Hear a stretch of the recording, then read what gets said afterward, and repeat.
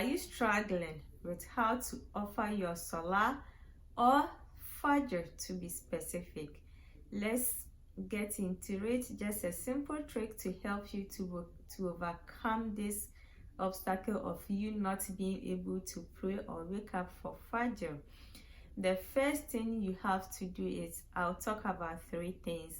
Knowing the importance of the Fajr prayer, the importance of the witr prayer, the last prayer for the night, and then three, connecting the two in helping you to wake up. I'll just give a simple example. So the first one, the importance of the Fajr prayer. We all know Fajr is part of the 5 daily prayer that we are supposed to offer, or prayer in general is second pillar of Islam. You call yourself a Muslim. These 5 pillars is something that makes you a Muslim, and it is something that differentiates you from a non-Muslim. If you are a Muslim and you pray or you don't pray, then there is no difference between you and the non-Muslim who don't also pray. This is why you should see prayer as such an important pillar, because the non-Muslim, they also do good deeds.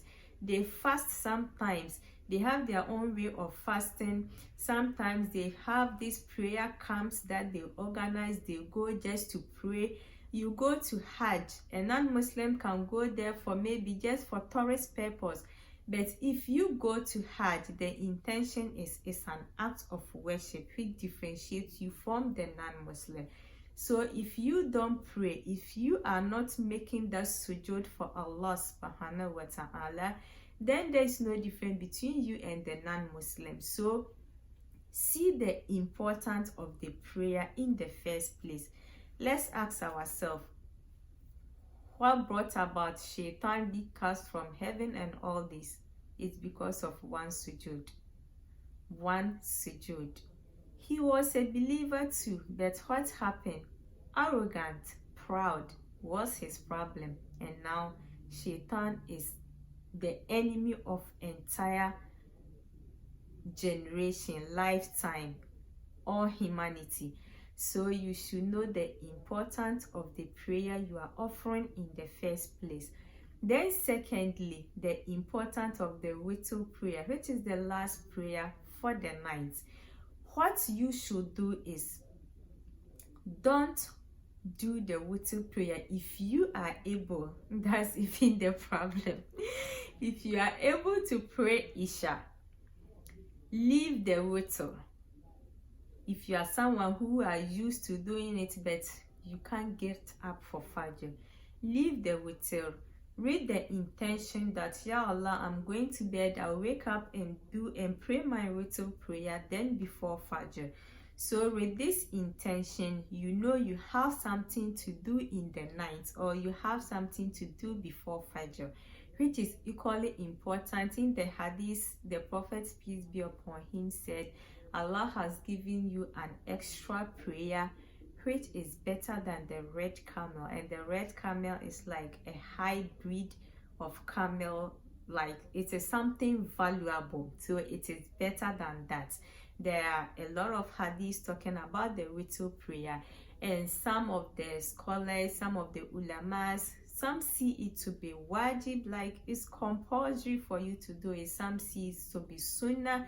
That in general, whether it is sunnah or it is wajib, since our Prophet, peace be upon him, did it out of his busy schedule of spreading Islam, he took time to do it. Equally, we shouldn't just regard it as sunnah. We should make time and do it as well and get the reward.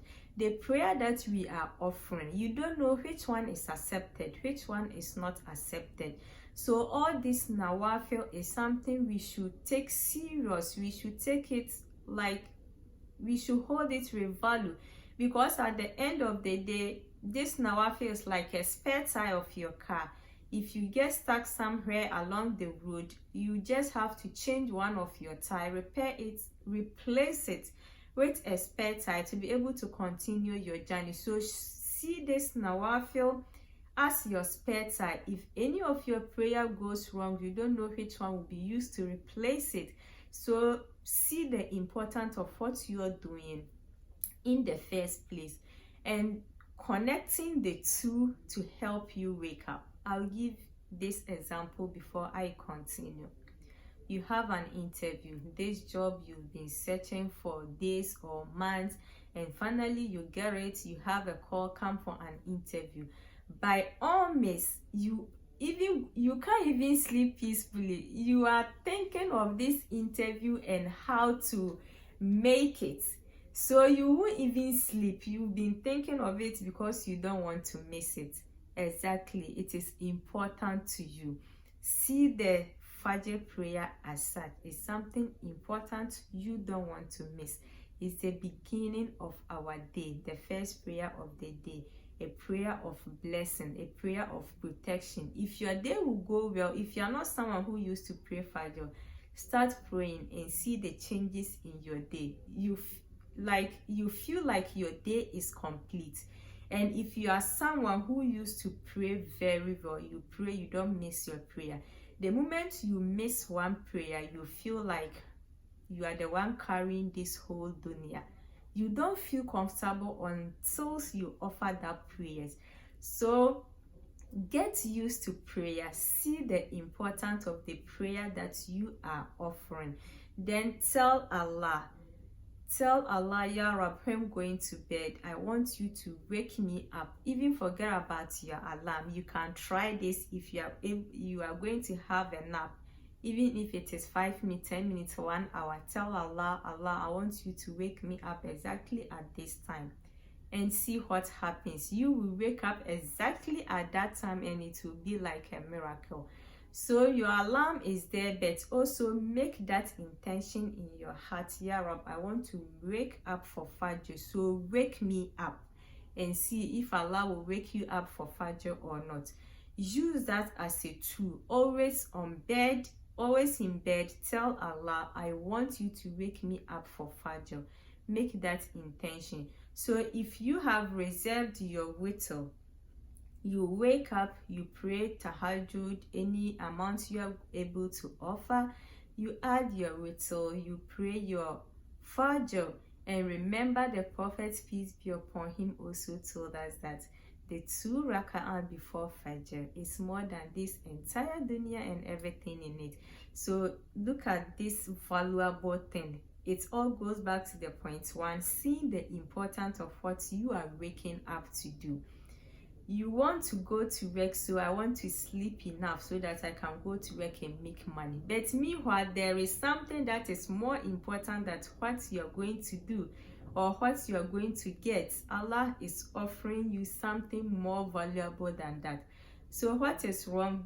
Praying your Fajr and also going to work. It means you are preparing for both worlds, this dunya and in the akhirah. But you don't sleep until 6, 7, you wake up, you just prepare and go to work. No, it means you are preparing only for this dunya instead of preparing for both. That is our mistake. We should make time for both worlds, both this dunya and the akhirah. Allah is not stopping us from enjoying this dunya, but make sure you balance your world.